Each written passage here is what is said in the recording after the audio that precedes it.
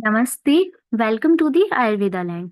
Crash course series की इस video में हम शल्य तंत्र का पेपर 2 का part B point number 4 disorder of spleen ये देखने वाले हैं। डिसऑर्डर ऑफ स्प्लीन देखने से पहले स्प्लीन की हम थोड़ी सी एनाटमी है उसका ओवरव्यू लेंगे। ठीक है।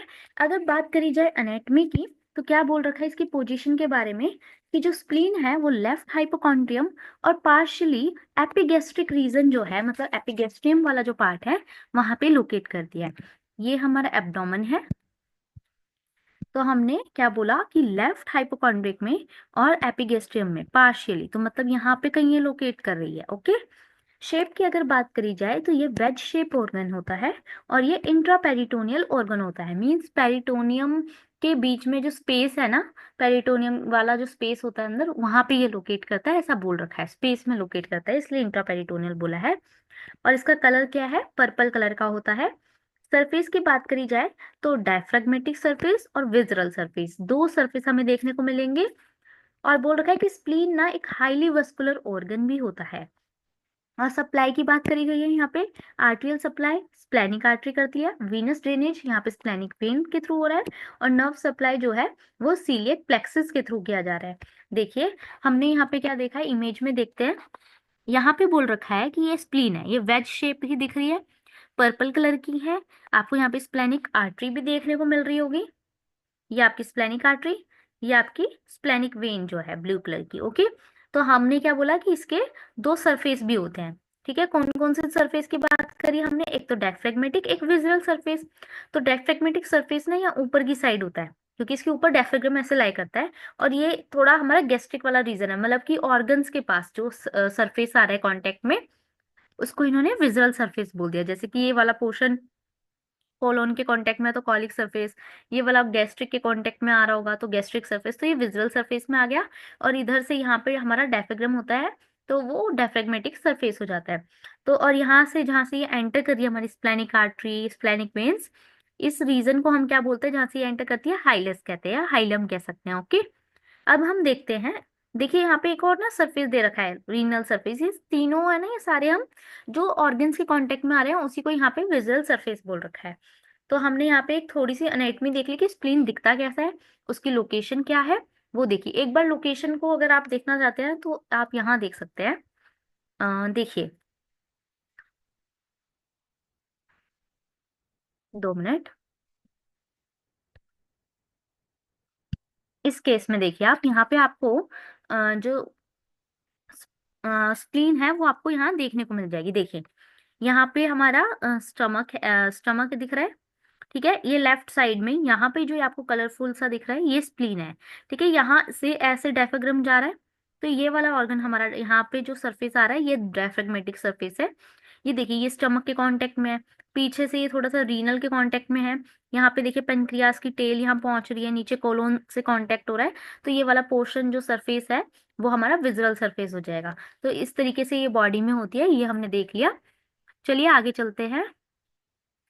स्प्लीनोमेगेली हम डिजीज जो है डिसऑर्डर में जो दे रखी है सबसे पहले वो यही दे रखी है स्प्लीनोमेगेली। तो हमारे सिलेबस में जो है सबसे पहले स्प्लीनोमेगेली है तो हम सबसे पहले वही पढ़ेंगे। स्प्लीनोमेगेली, स्प्लीनोमेगेली के बारे में क्या बोल रखा है। Splenomegaly is defined as enlargement of the spleen measured by size और वेट। जब स्प्लीन का क्या होना, एनलार्जमेंट होना ना, स्प्लीन जो है वो बढ़ जाती है साइज में या फिर वेट में, उसको हम कहते हैं स्प्लीनोमेगेली। ओके। आगे देखते हैं। The normal spleen is usually not palpable, although it can sometimes be palpated in adolescents and lean and thin individuals. Means adolescents की एज में कह लो या लीन होते हैं जो लोग, पतले होते हैं एकदम सूखे हुए होते हैं, उनमें ये हो पाल्पेट करी जा सकती है कभी कभी। ठीक है। वैसे जो नॉर्मली अगर बात करी जाए तो ये पाल्पेबल नहीं होती है। अगर बात करी जाए ईटियोलॉजी की तो क्या बोल रखा है, द फॉलोइंग 6 ईटियोलॉजीज। ये आगे हम देखने वाले हैं, 6 ईटियोलॉजी यहाँ पे बता रखी है स्प्लिनोमेगेली के लिए। सबसे पहले देखते हैं first one, hypertrophy due to excessive immune response. बोल रखा है कि इम्यून रिस्पॉन्स बहुत ज्यादा एक्सेसिव हो गया, इसकी वजह से वहां पे हाइपरट्रॉफी हो गई। ठीक है। देखिए सच एज इन सब एक्यूट बैक्टीरियल एंडोकार्डाइटिस मतलब कोई बैक्टीरियल इन्फेक्शन हुआ, ठीक है, या फिर वायरल इन्फेक्शन हुआ या पैरासाइट इन्फेक्शन हुआ, तो उस केस में इम्यून रिस्पॉन्स बहुत ज्यादा एक्सेसिव हो गया, जिसकी वजह से वहां पे हाइपरट्रॉफी देखने को मिली। तो एक ईटियोलॉजी हो गई, ये आपको इतना एक्सप्लेनिंग, बस नेम नेम लिख दिए, दैट्स इट। नेक्स्ट देखते हैं hypertrophy due to excessive RBC destruction. मतलब कि स्प्लीन के अंदर क्या हो रहा है, आरबीसी का डिस्ट्रक्शन ज्यादा हो रहा है, जिसकी वजह से हाइपरट्रॉफी देखने को मिल रही है, ठीक है। तो ये किस कंडीशन में हो सकता है, आपको पता है हीमोलाइटिक अनीमिया, थैलेसीमिया के केस में देखने को मिलता है मोस्टली, तो वो एक कॉज हो सकता है। एक कंजेस्टिव, कंजेस्टिव में क्या बोला है, such as in splenic vein thrombosis, portal hypertension और Banti's disease. It is a chronic congestive enlargement of the spleen resulting in premature destruction of the red blood cells by the spleen। Congestive में क्या बोल रखा है कि splenic vein thrombosis के case में या पोर्टल हाइपरटेंशन होता है, वहां पे कंजेशन देखने को मिलती है, तो इस वजह से हो सकता है ये। और साथ में बेंटी डिजीज है एक, जिसमें क्या होता है, हमारा क्रॉनिक कंजेस्टिव एनलार्जमेंट हो जाती है स्प्लीन की, मतलब जो हमारा स्प्लीन है वो एनलार्ज देखने को मिल रहा है, कंजेशन देखने को मिल रही है, जिसकी वजह से वहां पे क्या होता है, जो रेड ब्लड सेल्स होते हैं ना, उनका डिस्ट्रक्शन होने लग जाता है, प्री मैच्योर डिस्ट्रक्शन देखने को मिलता है स्प्लीन के अंदर। तो वो भी एक इटियोलॉजी हो सकती है स्प्लीनोमेगेली की। आगे क्या दे रखे हैं, तीन हमने देख लिए। आगे देखिए, माइलोप्रोलिफरेटिव्स, जैसे कि क्रॉनिक माइलॉइड मेटाप्लेशिया। इस केस में हमें क्या दिखता है, बहुत ज्यादा अमाउंट में प्रोलिफरेशन देखने को मिल रही है, किसकी, माइलियोइड की, ठीक है। तो यहाँ पे माइलियोइड का क्या हो रहा है, ज्यादा अमाउंट में प्रोलिफरेट होना, ये भी एक कॉज हो सकता है। इनफिल्ट्रेटिव, इनफिल्ट्रेटिव मतलब कि सार्कोइडोसिस और नियोप्लाज्म की, मतलब कुछ चीज इन्फिल्ट्रेट होगी, अंदर घुस रही है, तो देखने को मिल रहा है। नियोप्लास्टिक, ऑब्वियस है, नियोप्लास्टिक के केस में भी हमें देखने को मिलेगा, कोई लिम्फोमा हो गया या कुछ हो गया इस वजह से। और मिसलेनियस कॉज भी दे रखे हैं, किसी ट्रॉमा के कारण, सिस्ट के कारण, हिमेंजियोमा के कारण, कोई मेटास्टेसिस हुई हो उसकी वजह से, यहाँ पे कोई एप्सिस बन गया हो उस वजह से। कुछ ड्रग्स भी हैं जैसे कि रो डी, इम्यून ग्लोबिन, रोगैम जिसे कहते हैं, इसकी वजह से, ठीक है। ये कोई ड्रग के नाम बता रखा है, ड्रग का नाम, कि इनकी वजह से स्प्लीनोमेगेली देखने को मिलती है। तो हमने यहाँ पे जो भी उसकी इटियोलॉजी कह लीजिए वो हमने कवर कर लिया है। आगे चलते हैं पैथोलॉजी पे। क्या बोल रखा है, इसमें ना बता रखा है एक इन्फ्लामेटरी स्प्लीनोमेगेली होती है। इन्फ्लामेटरी स्प्लीनोमेगेली में बोल रखा है acute enlargement of the spleen, spleen क्या है, बढ़ जा रहा है, ठीक है, ऐसे एक्यूटली, ठीक है, ड्यू टू वेरियस इन्फेक्शंस और इन्फ्लामेटरी प्रोसेस, कोई इन्फेक्शन हुआ हुआ है इस वजह से, ठीक है। और उस स्प्लीन का क्या होता है, डिफेंस एक्टिविटी बढ़ जाती है जब भी कोई इन्फेक्शन आता है, क्योंकि एक इम्यून ऑर्गन है ना, इम्यून रिस्पॉन्स जनरेट करता है, तो इन डिफेंस एक्टिविटी इंक्रीज हो जाती है, जिस वजह से यहाँ पे एनलार्जमेंट देखने को मिल रही है इन्फेक्शन के टाइम पे, ठीक है। The demand of the demand for increased antigen clearance from the blood may lead to increased number of reticuloendothelial cells in the spleen and stimulate accelerated antibody production with resultant lymphoid hyperplasia। देखिए यहाँ पे क्या बोला गया है कि जैसे जैसे आपको पता है कि हमारे अंदर इन्फेक्शन आएगा तो एंटीजन को क्लियर करने का डिमांड जो है वो बढ़ जाएगा, तो वो डिमांड जो है वो स्प्लीन ही हमारा पूरा करता है, क्योंकि वो इम्यून रिस्पॉन्स जनरेट करता है।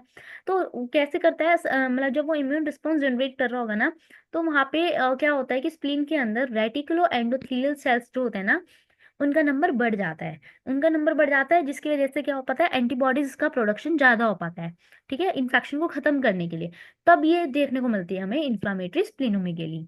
आगे चलते हैं हाइपरप्लास्टिक स्प्लीनोमेगेली। हाइपरप्लास्टिक स्प्लीनोमेगेली में क्या बोल रखा है, removal of abnormal blood cells from the circulation, circulation में से एबनॉर्मल ब्लड सेल्स को रिमूव करना, ठीक है, ये इसका मेन कॉज होता है हाइपरप्लास्टिक स्प्लीनोमेगेली का। आगे चलते हैं कंजेस्टिव स्प्लीनोमेगेली। इसमें क्या बोल रखा है, सिरोसिस विद पोर्टल हाइपरटेंशन, आपको पोर्टल हाइपरटेंशन है और साथ में सिरोसिस भी है। स्प्लेनिक वेन थ्रोम्बोसिस कह लो, कंजेस्टिव हार्ट फेलियर, मतलब कंजेशन वाली जो हमने ऊपर देखे कॉज, उनकी वजह से वीनस प्रेशर जो होता है ना वो ज्यादा बढ़ जाता है, जिससे कि कंजेस्टिव स्प्लीनोमेगेली देखने को मिलती है। आगे चलते हैं इनफिल्ट्रेटिव स्प्लीनोमेगेली। इनफिल्ट्रेटिव स्प्लीनोमेगेली बोल रखा है जब कोई मैक्रोफेज का एंगोर्जमेंट होता है विद इनडाइजेस्टेबल मटेरियल के साथ, ठीक है, तब हमें ये देखने को मिलता है। लाइक बोल रखा है जैसे कि हमारे बोल सकते हैं मेटास्टेटिक मैलिग्नेंसी होती है, कुछ चीज़ होती है, तो वहाँ पे मैक्रोफेज बहुत ज़्यादा आते हैं। ठीक है, और वो जो इनडाइजेस्ट मटेरियल होता है वो भी वहाँ पे होता है साथ में, तो उस वजह से वहाँ पे इन्फिल्ट्रेटिव स्प्लीनोमेगेली देखने को मिलती है। मेनली ये किस लिए हो रही है? Engorgement of the macrophage with indigestible material, जिसे वो डाइजेस्ट कर ही नहीं पा रहा। ठीक है, और बहुत सारे मैक्रोफेज भी आ गए, तो इस वजह से यहाँ पे स्प्लीनोमेगेली मिल रही है। इन्फेक्शियस स्प्लीनोमेगेली कब मिलेगी? Spleen filter the blood borne pathogen, blood के अंदर जो भी पैथोजन आ रहे हैं उनको स्प्लीन ही तो फिल्टर करता है। ठीक है, स्पेशली एनकैप्सुलेटेड, जिनके ऊपर कैप्सूल नहीं होता, उन ऑर्गेनिज्म को खासकर। तो कई बार क्या होता है, एब्सेस की फॉर्मेशन हो जाती है। तो स्प्लेनिक एब्सेस में भी indolent in presentation, splenic size में increase as the abscess enlarge. तो स्प्लेनिक एब्सेस देखने को मिलता है, जब स्प्लेनिक एब्सेस का साइज बड़ा होने लगता है तो स्प्लेन जो हमारी स्प्लीन है ना, उसका भी साइज बड़ा होने लगता है, तो उस वजह से यहाँ पे क्या दिखती है? स्प्लीनोमेगेली मिलती है, तो उसको हमने बोला इन्फेक्शियस स्प्लीनोमेगेली। आगे देखिए, स्प्लेनिक सेक्वेस्ट्रेशन, इसमें क्या बोला है? Acute splenic sequestration crisis, ASSC is a major cause of morbidity and mortality in children with sickle cell disease and other hereditary hemolytic anemia। देखिए यहाँ पे क्या हो रहा है कि बहुत ज़्यादा अमाउंट में ना हमारे रेड सेल्स कह लो, जो रेड ब्लड सेल्स होते हैं, उनका बहुत ज़्यादा अमाउंट में क्या हो रहा है? डिस्ट्रक्शन देखने को मिलता है। किसके अंदर? स्प्लीन के अंदर। क्यों देखने को मिल रहा है? क्योंकि ऐसी डिजीज हो रखी हैं, कह सकते हैं, जैसे कि अनीमिया हो रखा है, हिमोलाइटिक अनीमिया हो रखा है, ठीक है, थैलेसीमिया हो रखा है, सिकल सेल डिजीज हो रखी है, इन वजह से। तो ये क्या करता है, इसकी मतलब कि ये ASSC जो एक्यूट स्प्लेनिक सेक्वेस्ट्रेशन क्राइसिस है, उसमें क्या देखने को मिलता है? हमें तुरंत स्प्लीन में एनलार्जमेंट देखने को मिलती है, क्योंकि बहुत ज्यादा अमाउंट में ब्लड वहां पे आ रहा होता है और डिस्ट्रक्शन वहां पे क्रिएट हो रही होती है। ठीक है, और यहाँ पे हमें हिमेटोक्रिटिक वैल्यू जो है वो भी ड्रॉप मिलती है, हाइपोवोलेमिया देखने को मिलता है, थ्रोम्बोसाइटोपिनिया देखने को मिलता है, उसको बोला गया है स्प्लेनिक सिक्वेस्ट्रेशन। ठीक है, तो यहाँ में हमने पैथोलॉजी के हिसाब से स्प्लीनोमेगेली कौन सी दिख रही है वो हमने कवर करी। आगे चलते हैं, क्लिनिकल प्रेजेंटेशन क्या मिलेगी। बोला गया the most common complain in patient with splenomegaly is mild vague abdominal discomfort. Patient में also experience pain which may be refer to the left shoulder. देखिए, स्प्लीनोमेगेली के केस में ना पेशेंट आता है थोड़ा एब्डोमिनल डिस्कम्फर्ट के साथ, हल्का फुल्का। ठीक है, और साथ में पेशेंट कहता है कि मुझे लेफ्ट शोल्डर में भी पेन जा रहा है। ठीक है, और बोल रखा है इंक्रीज एब्डोमिनल गर्थ, मतलब कि नॉर्मल जो एब्डोमिनल गर्थ उसकी होती है, उससे ज्यादा पेशेंट की एब्डोमिनल गर्थ होती है, मतलब बढ़ रखी होती है, क्योंकि वो साइड से क्या मिलती है? वहां पे स्वेलिंग देखने को मिल सकती है। हमें थोड़ा साइज लगेगा कि यहाँ पे भाई बढ़ रखा है, इस वजह से। और बहुत ही जल्दी हमें फीलिंग ऑफ फुलनेस आ जाती है, मतलब थोड़ा सा खाना खाया नहीं और हमें ऐसा लगता है हमारा पेट भर गया। ठीक है, from early feeling of fullness from gastric displacement occur with massive splenomegaly. क्योंकि क्या होता है, स्प्लीनोमेगेली अगर बहुत ज्यादा, मतलब बहुत ज्यादा साइज बढ़ रखा है ना स्प्लीन का, तो वो गैस्ट्रिक डिस्प्लेसमेंट करती है कुछ, जिसकी वजह से हमें फीलिंग ऑफ फुलनेस बहुत जल्दी आ जाती है। साथ में बोला associated symptoms and signs are typically related to underlying disorders. बोल रखा है बाकी जो साइन एंड सिम्टम्स है ना, वो अंडरलाइंग जो कोज होगा स्प्लीनोमेगेली का, उससे रिलेटेड देखने को मिल सकते हैं। इन्फेक्शन है तो आपको पता ही है कि फीवर आ सकता है। ठीक है, हीमोलाइटिक कंडीशन है तो भाई वो पेरियर मिलेगा, डिस्निया मिल सकता है, ब्रूजिंग देखने को मिल सकती है, पेटिचिया मिल सकते हैं।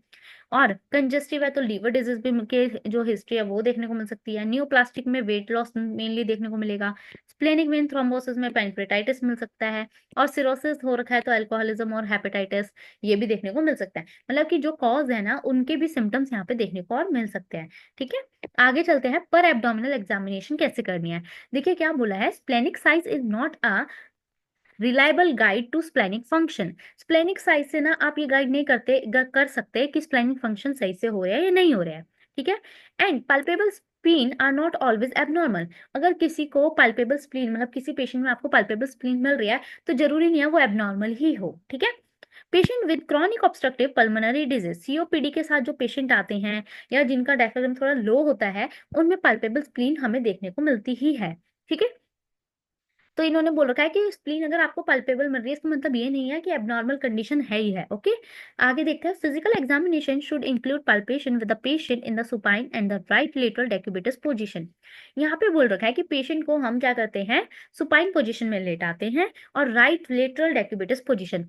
ठीक है, हमने गॉल ब्लैड सॉरी हाँ जी, हमने गॉल ब्लैडर में भी कवर करा था कि पेशेंट को हम राइट लेटरल डेक्यूबिटस पोजीशन में लेटाते हैं। उसमें क्या होता है, राइट साइड आपकी, मतलब बेड के ना राइट साइड ऐसे नहीं, आप ऐसे समझिए कि ये आपका बेड है एंड आपकी बॉडी का जो राइट साइड है ना वो बेड के टच में है, ठीक है। आप ऐसे लेटे हुए हैं, ठीक है। यहाँ पे क्या बोल रखा है कि यहाँ पर ना डेक्यूबिटस पोजीशन में आपके जो ये है फीट जो होता है ना, ये आपके क्या होते हैं, फ्लेक्स्ड होते हैं थोड़े से। लाइक ऐसे आप दो पैरों को ऐसे करके सो रखे होते हैं। नॉर्मली हम सोते हैं ना, अपनी हमारा ऐसे हाथ हम ऐसे रख लेते हैं अपने सर के नीचे, एंड देन हमारे पैर जो होते हैं वो थोड़े से ऐसे होते हैं।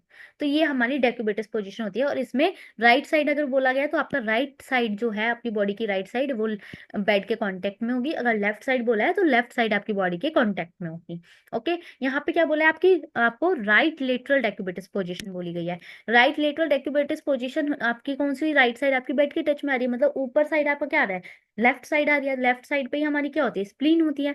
तो दैट्स वाई इस पोजीशन में आपको रखा जाता है। देखिए डेक्यूबिटस में क्या देगा, नी अप थोड़े से और हिप थोड़े से फ्लेक्स बता रखे हैं, ठीक है। आगे चलते हैं। Apply little finger tip pressure, आपको क्या करना है, वहां पे थोड़ा सा फिंगर की टिप से प्रेशर जनरेट करना होता है और पेशेंट को बोलना है कि आप क्या करें, इंस्पायर करें धीरे धीरे। Spleen move with the respiratory pattern, जैसे जैसे हम रेस्पायर करते हैं तो हमारा क्या होता है, लंग्स नीचे आते हैं, डायफ्रागम थोड़ा लो होता है, तो स्प्लीन भी उसी तरीके से नीचे की तरफ थोड़ा सा आती है। और हमें जब इंस्पिरेशन वो पूरी सांस ले लेता है ना, at the end of the inspiration, तो आपको वो जो स्प्लीन होती है वो पल्पेबल हो जाएगी, पल्पेब हो जाएगी, ठीक है। आगे चलते हैं, क्या बोला है, इन एक्सट्रीम स्प्लीनोमेगेली, अगर बहुत ज्यादा लेवल पे स्प्लीनोमेगेली हो रखा है तो लोअर स्प्लेनिक पोल में एक्सटेंड इनटू द पेल्विस। तो स्प्लेनिक पोल जो है ना नीचे, मतलब कि स्प्लीन कैसी थी हमने देखी थी, ऐसे थी कुछ वेज शेप, ठीक है, ऐसे थी। तो स्प्लीन का ये जो लोअर पोल होता है ना ये पेल्विस तक एक्सटेंड कर जाता है और एब्डोमिनल मिड लाइन को भी क्या कर जाता है, ऐसे क्रॉस कर जाता है। ये अगर एब्डोमिनल मिड लाइन है इसको भी क्रॉस कर जाएगा। In these circumstances palpitation at the pelvic brain, हमें पाल्पेशन जो करना होता है वो पेल्विक ब्रेन पे करना होता है। और कह सकते हैं कि राइट अपर क्वाड्रेंट पे करना होता है, क्योंकि अब वो उस साइड हमारे मिड लाइन जो है ना एब्डोमेन की उसको क्रॉस कर गई है, तो राइट अपर क्वाड्रेंट पे हमें वो फील करना होता है, ठीक है। आगे इन्वेस्टिगेशन दे रखी है, ये हमने अभी क्या देखी, कैसे हमने एग्जामिनेशन करनी है पर एब्डोमिनल मतलब स्प्लीन में चेक करना है स्प्लीन को कि कहीं मिगेली तो है नहीं, तो वो कैसे करना है वो हमने देख लिया। अब हमें इन्वेस्टिगेशन में ब्लड टेस्ट, यूएसजी और सीटी करना होता है। ब्लड टेस्ट से आपको पता चल जाएगा आपको हिमोलाइटिक कोई कंडीशन तो जनरेट नहीं हो रखी, लाइक आपको हिमोलाइटिक एनीमिया तो नहीं है, ल्यूकोपीनिया, सिकल सेल एनीमिया, ये सारी चीजें आपको पता चल जाएगी, तो आप वो करा लेंगे, ठीक है। यूएसजी एब्डोमेन में क्यों करवाया जाता है, ये मेनली इससे आपको पता चल जाएगा कि स्प्लीनोमेगेली कितनी हो रखी है, माइल्ड है, सीवियर है, ये सब चीज जो है पता चल जाती है। दैट्स वाई यूएसजी कराना ही है। और सीटी जो है, कोई न्यूप्लाज्मा और एब्सेस ना बन रखा हो स्प्लीन में उसके लिए कराया जाता है, तो सीटी भी कराना होता है, लेकिन यूएसजी से हमें स्प्लीनोमेगेली क्लियरली पता चली जाती है, पता चल जाएगी। तो हमने इन्वेस्टिगेशन देखी। अब हम चलते हैं मैनेजमेंट क्या है। तो मैनेजमेंट में क्या करना होता है, watchful waiting. If there is an enlarge spleen, spleen बढ़ रखा है लेकिन कोई सिम्टम्स नहीं है, ठीक है, और आपको कोई कॉज भी नहीं मिल रहा है, तो आप बस उसको देखते रहो, वेट करो कि उसको फॉलो अप पे रखो कि कुछ कुछ टाइम में देखते रहो। ट्रीट द कॉज, अगर आपको कॉज पता है तो उस कॉज को ट्रीट कर दो, यही एक मैनेजमेंट है, ठीक है। Treat of the causative disease is the most important factor, ठीक है। और फिर भी कुछ नहीं हो रहा तो लास्ट में हम स्प्लीनेक्टमी करते हैं। If there is an last spleen cause serious complication, और वो आपको स्प्लीन, आपकी स्प्लीन बढ़ रखी है, वो बहुत सीरियस कॉम्प्लिकेशन आपके अंदर कर रही है, या आप कॉज को पता नहीं लगा पा रहे हैं और उससे दिक्कत हो रही है पेशेंट को, तो उस केस में आपको सर्जिकल रिमूवल करना पड़ता है स्प्लीन का, जिसको हम क्या कहते हैं, स्प्लीनेक्टमी कहते हैं, ठीक है। इन क्रॉनिक और क्रिटिकल केसेस सर्जरी में offer the best hope for recovery, बोला गया क्रॉनिक और क्रिटिकल केसेस जब आते हैं ना तो सर्जरी के बाद बहुत ज्यादा रिलीफ मिलता है, रिकवरी बहुत अच्छी होती है, ऐसा बोला गया है। तो हमने यहाँ पे मैनेजमेंट देख ली। आगे चलते हैं कॉम्प्लिकेशंस। कॉम्प्लिकेशंस में क्या बोला हुआ है कि आपको mainly infection, anaemia, ruptured spleen, haemorrhage ये देखने को मिल सकता है, ठीक है। अनीमिया देखने को मिल सकता है क्योंकि बहुत ज्यादा ब्लड वहाँ पे स्टोर होता है आरबीसी का, हमें देखने को मिलता है, दैट्स वाई अनीमिया मिल रहा है। स्प्लीन रप्चर भी हो सकती है, कई बार ज्यादा इनलार्ज हो गई जिस वजह से रप्चर हो गई, और वहाँ पे फिर हैमरेज क्रिएट हो सकता है एब्डोमिनल कैविटी में, और इन्फेक्शन भी हो सकता है। तो यही मेन इसकी कॉम्प्लिकेशंस हैं, आपको ये पूरा पढ़ने की नीड नहीं है, ओनली आपको नेम्स पता होने चाहिए, ठीक है। आगे हमारी ये जो डिजीज थी स्प्लीनोमेगेली हमने खत्म कर दिया है। इसके अंदर ना एनसीएसएम सिलेबस में डिजीज ऑफ स्प्लीन, जो डिसऑर्डर ऑफ स्प्लीन है, उसमें एक और दे रखा है स्प्लेनिक रप्चर। अब हम स्प्लेनिक रप्चर के बारे में देखेंगे। कॉजेज की बात करी जाए स्प्लेनिक रप्चर में तो बोल रखा है blunt injury abdomen, injury to the left side of the chest, left lower rib fracture due to fall from a tree, road traffic accidents can be associated with splenic rupture। बोला गया है कोई blunt injury abdomen में हो गई। ठीक है, कैसे हो सकती है, कहाँ हो सकती है? जैसे आपकी चेस्ट की लेफ्ट साइड में हो गई, या आपकी लोअर रिब्स जो है वहां पे फ्रैक्चर हो गया लेफ्ट साइड में। कैसे हुआ? आप पेड़ से ऊपर से नीचे गिर गए, या फिर कोई रोड ट्रैफिक एक्सीडेंट में ऐसा हो चुका है, हो गया हो। ठीक है, तो वहां पे आपको स्प्लेनिक रप्चर देखने को मिल सकता है। Retroperitoneal hemorrhage, fracture spines and renal injury may be associated with splenic injury। बोल रखा है कि रेट्रोपेरिटोनियल हेमरेज मतलब कि आपके पेरिटोनियम के आउटसाइड आपको हेमरेज देखने को मिल सकता है। फ्रैक्चर स्पाइन मतलब कि आपकी स्पाइन में फ्रैक्चर आ गया उसके साथ, या फिर रीनल इंजरी के साथ आपको स्प्लेनिक इंजरीज भी देखने को मिल सकती है in case of a blunt injury abdomen. ठीक है, तो एक ये कॉज हो गया। एक बोला पेनिट्रेटिंग इंजरी, कोई पेनिट्रेटिंग इंजरी मतलब कोई चाकू घुसाना, इस टाइप की इंजरी ने आपके स्प्लीन को रप्चर कर दिया। और साथ में spontaneous rupture of the spleen is seen in malaria and infectious mononucleosis lymphoma. ठीक है, बोल रखा है कि आपकी जो स्प्लीन है ना उसमें क्या होता है, एकदम से रप्चर हो जाता है स्पॉन्टेनियस। क्यों? कब होगा? जब मलेरिया हो रखा हो उस केस में हो सकता है। ठीक है, या इन्फेक्शियस मोनोन्यूक्लियोसिस के केस में, या लिम्फोमा के केस में हो सकता है। बहुत ही रेयर होता है जो कि ये स्पॉन्टेनियस रप्चर आपको ल्यूकेमिया के केस में, हीमोलाइटिक एनीमिया के केस में और सार्कोइडोसिस के केस में देखने को मिले। ठीक है, साथ में इसमें एक और कारण बोल रखा है iatrogenic splenic capsule may be torn during surgical procedure। Doctor जब आपका सर्जिकल प्रोसीजर करा था लाइक वैगोटोमी, गैस्ट्रेक्टोमी, तो उस टाइम पे क्या हुआ, उससे मतलब डॉक्टर से स्प्लेनिक कैप्सूल टोन हो गया, फट गया, तब भी ये देखने को मिल सकता है क्या? Splenic rupture. तो हमने यहाँ कॉजेज देख लिए। ठीक है, अब चलता है टाइप्स ऑफ इंजरी, किस टाइप की इंजरीज आपको मोस्टली देखने को मिलती है। तो इन्होंने बोला सब कैप्सुलर हीमाटोमा, और एक होती है क्लीन और इंसाइज, एक होती है लेसरेटेड वुंड, एक होती है हाइलर इंजरी, और लास्ट वन होती है splenic injury with other organs. आपको नेम से चीजें क्लियर हो रही होंगी। देखिए, सब कैप्सुलर हीमाटोमा में बोला हुआ है अ कैप्सुलर टीयर और पैरेन्काइमल टीयर रिजल्ट इन सब कैप्सुलर हीमाटोमा। मींस जो हमारा स्प्लीन है ना, उसमें क्या बोल रखा है कि कैप्सूल टीयर हो रहा है, ओनली ऊपर का कैप्सूल जो है वो टीयर हो रहा है, जिसकी वजह से क्या हो रहा है, वहां पे हीमाटोमा क्रिएट हो रहा है कैप्सूल के अंदर। हमारा एक हिमाटोमा क्रिएट हो रहा है, ऐसा बोला गया है। तो एक टाइप इंजरी का ये हो गया। नेक्स्ट दे रखा है क्लीन और इंसाइज वुंड, जिसमें क्या होता है शार्प इंजरी से ऑपरेशन कर रहे होते हैं तब शार्प इंजरी हो जाती है कई बार। ठीक है, जैसे कट लग जाए, दैट्स वाई हम बोल रहे हैं इसको क्लीन और इंसाइज वुंड। ठीक है, एंड लेसरेटेड वुंड क्या होती है? जब ब्लंट इंजरी होती है ना, तो कई बार हमें अनलेसरेटेड वुंड्स हो जाती है स्प्लीन पे, तो वो टाइप ऑफ इंजरी में एक ये बता रखा है। और एक हाइलर इंजरी बता रखी है। हाइलर इंजरी में क्या बोल रखा है, इस केस में ना आपको तुरंत लेप्रोटोमी करनी ही पड़ेगी, और जो भी जहां से भी ब्लीडिंग हो रही है उसको तुरंत बांधना पड़ेगा, क्योंकि आपको पता है आपके जो स्प्लीन है ना उसमें हाइलर, मैंने हाइलम आपको बताया था जहां से स्प्लेनिक वेन्स और स्प्लेनिक आर्टरीज जो हैं वो जा रही हैं। ठीक है, तो वहां पे अगर कोई इंजरी हुई तो यहाँ पे इन आर्टरीज में इंजरी हो जाएगी, जिसकी वजह से बहुत ज्यादा ब्लीडिंग होगी। तो आपको तुरंत लेप्रोटोमी कंडीशन मतलब कि करनी पड़ती है, लेप्रोटोमी करनी पड़ती है, और वहां जहां से ब्लीडिंग हो रही है उसको तुरंत लाइगेट करना पड़ता है, एंड देन स्प्लेनेक्टोमी भी करनी पड़ती है साथ में, नहीं तो डेथ तक हो सकती है इस हाइलर इंजरी के केस में। ठीक है, और लास्ट देखा हमने splenic injury with organ with other organs, मतलब स्प्लेनिक में तो इंजरी थी, मतलब स्प्लीन में इंजरी हुई, लेकिन साथ में ऑर्गन्स में भी इंजरी हुई जो साथ में थे। तो कौन कौन से होता है? ऊपर की साइड डायफ्राम, नीचे साइड में tail of pancreas, left kidney पीछे की साइड, नीचे की साइड लेफ्ट कॉलोन, तो इनमें भी इंजरी हो जाती है कई बार। तो एक टाइप वो भी है। तो कौन कौन से टाइप हमने देखिए इंजरी के यहाँ पे? सब कैप्सुलर हीमाटोमा, क्लीन और incised wound, lacerated wound, hilar injury और splenic injury with other organs. ठीक है, अब इसकी ग्रेडिंग भी दे रखी है। ठीक है, ग्रेडिंग आपको मेंशन करके आनी है।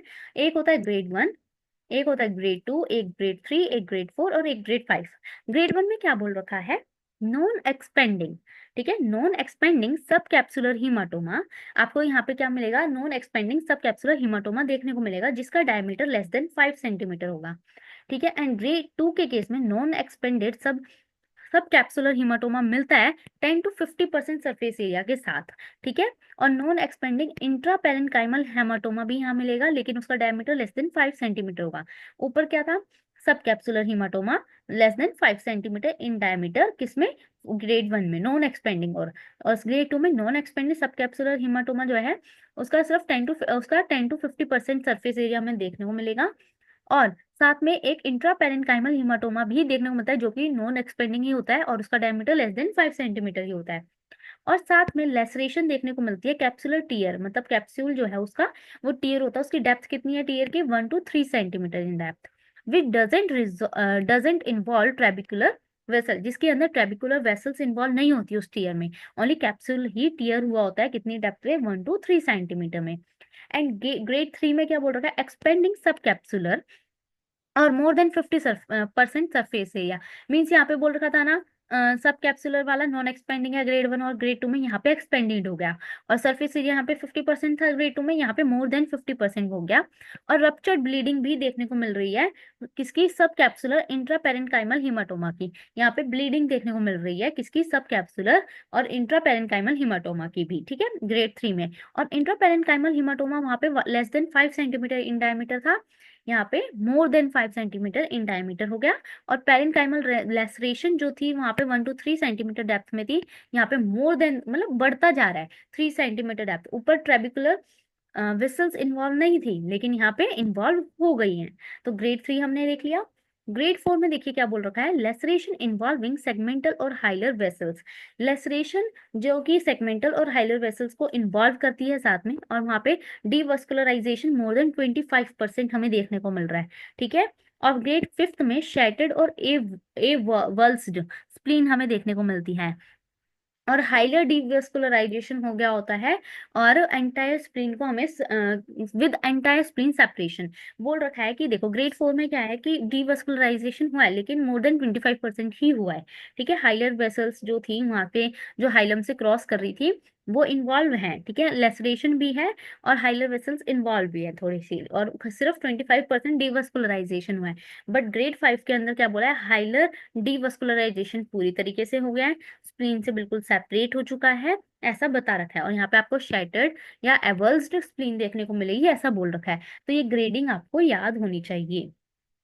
आगे चलते हैं क्लिनिकल फीचर्स पे। क्लिनिकल फीचर में आपको शॉक देखने को मिलेगा ही, क्योंकि ऑब्वियस वहाँ पे इतनी ज्यादा ब्लीडिंग देखने को मिल रही है, ठीक है। जैसे ब्लड लॉस होगा तो पेलर आपको देखने को मिलेगा, टेकिकार्डिया देखने को मिल सकता है, रेस्टलेसनेस, हाइपोटेंशन मिलेगी मिलेगी। और उस एरिया में जब इंजरी हुई है तो पेन और टेंडरनेस तो मिलती है ना, और साथ में एब्डोमिनल रिजिडिटी भी आपको देखने को मिलती है लेफ्ट अपर क्वाड्रेंट में, क्योंकि स्प्लीन ही लेफ्ट साइड में है, ठीक है। और अब जब यहाँ पे रप्चर हो रहा है, यहाँ पे हेमरेज देखने को मिल रहा है, तो ये सारी चीजें तो मिलेगी। और एब्डोमिनल डिस्टेंशन देखने को मिलता है, पैरालाइटिक इलियस डेवलप स्लोली, और पैरालाइटिक इलियस भी यहाँ पर डेवलप हो जाता है।